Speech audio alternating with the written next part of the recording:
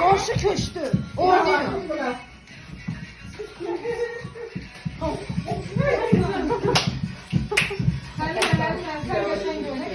Adam kim oynuyor da geçe oynuyor. Del oynam. Benim kim oynuyor? Bir tamam.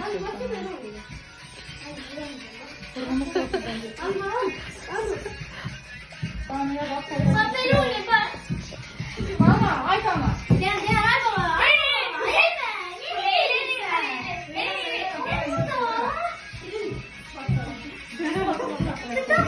Ha, oynuyor görüyor, oynuyor. Bəsdir, hoppanmayın, oynuyor. Siz oynayın da size ben oynuyor.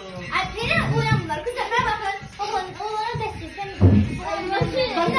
Gerçi göre yaşta oynuyor sen. Bak, çocuklardaydı onlar. Onların başını bırakaydı.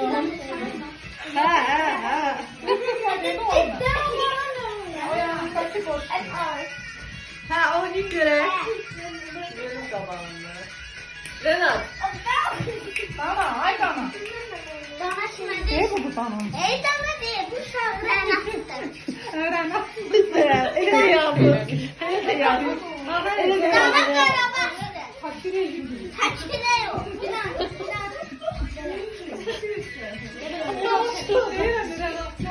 Hadi kim oynuyoruz? Ama. Şap. Ha, oynuyor göre, oynuyor geçe oynuyor. Ha. Gel. Gel. Böyle oynamışsınız.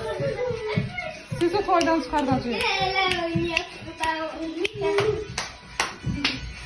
Oyunu sizi çekiyorum da oynuyor. Biraz sonra da size göstereceğim. Böyle bak.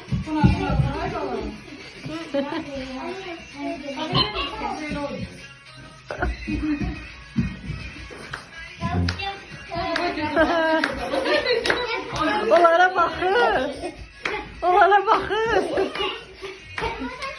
Hacı.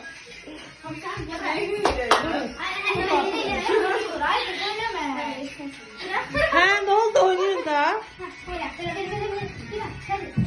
Benim kapakları.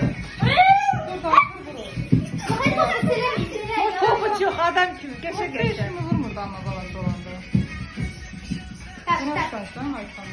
Ha, oyunun göre. Adam da bak.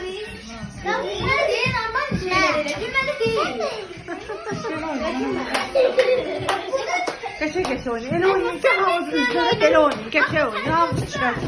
Bizim götürsün. Seyirci sen böyle oynama. Sen kursan. Ne diyor ya? Ne diyor? Sırok. Servis.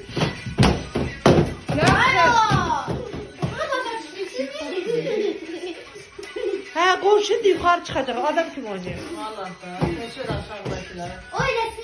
Seçecekler indi. Açırmayın kızı. Ama her oynamırlar ay dana. Cırdı üzünü. Cam. Gel bura başa düşmeye hala kurban.